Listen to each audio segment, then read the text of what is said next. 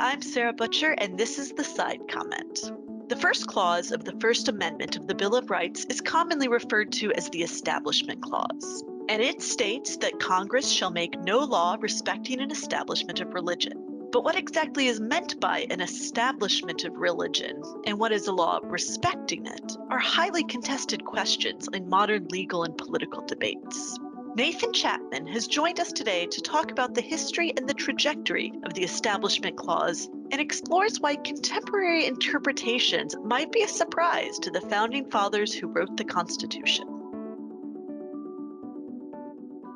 Hi, my name is Nathan Chapman, and I'm a professor of law at the University of Georgia School of Law.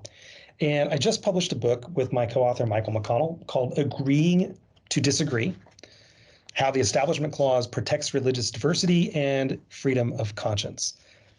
And today I'm going to talk about 5 things about the origins of the Establishment Clause that you may not know. Let me give you a little bit more context about the book, and then I'll dive right into the 5 things. So the book is in 2 main parts. The first one focuses on the history of the Establishment Clause, what I'm going to talk about mostly today. And then the second part applies some of the history to specific areas of law that the Supreme Court applies the Establishment Clause to today. These are areas that are going to be really, some of them really familiar to many of you, and some of them might be a little bit more obscure.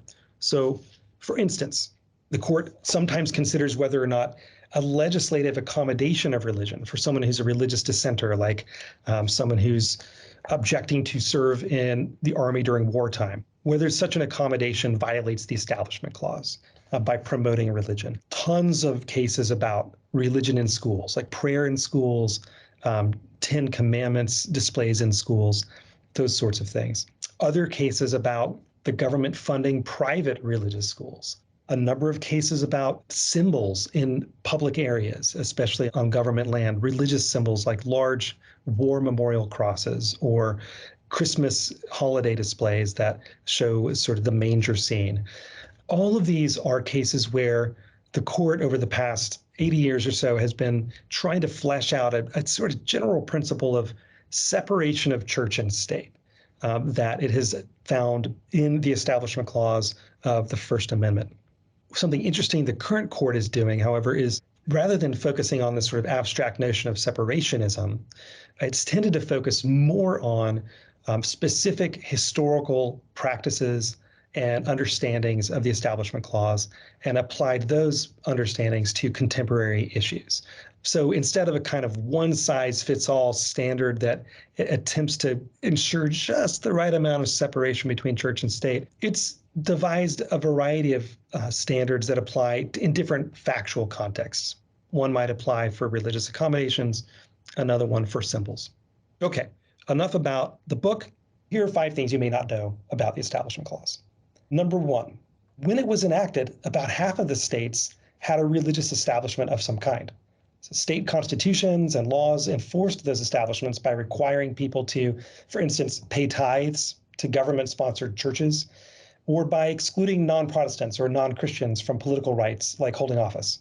The laws in New England states generally promoted Congregationalist churches. Those were the successors to the Puritans. And the laws in the southern states generally favored Anglican churches, or at least Protestantism more generally.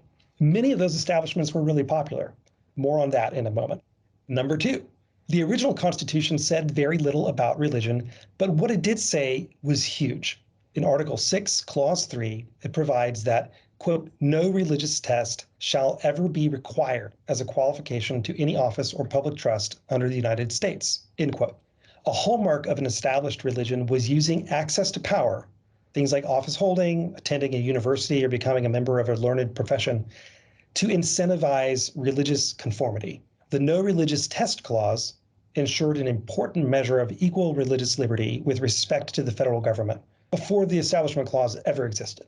After the Constitution was enacted, some people pushed for an Establishment Clause, and they met little resistance. But the reasons people gave for supporting the clause were very different.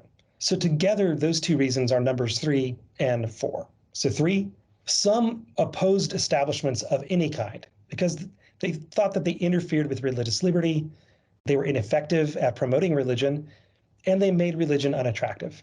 Some of these folks were Enlightenment thinkers like Thomas Jefferson, but most of them tended to be outsiders to the religious establishment. They were really religious people like Baptists, Methodists, and Presbyterians. And generally speaking, the more evangelical the group, the more they thought a religious establishment would be bad for genuine religion. 4. Others supported a federal establishment clause for a very different reason. They liked state religious establishments.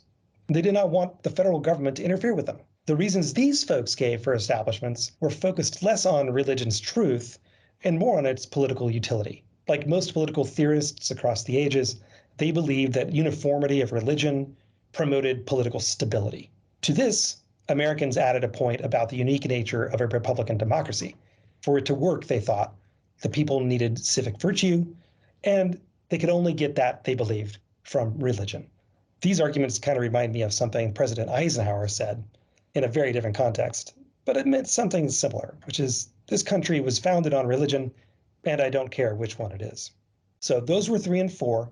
Number 5 is that together these two factions produced the Establishment Clause.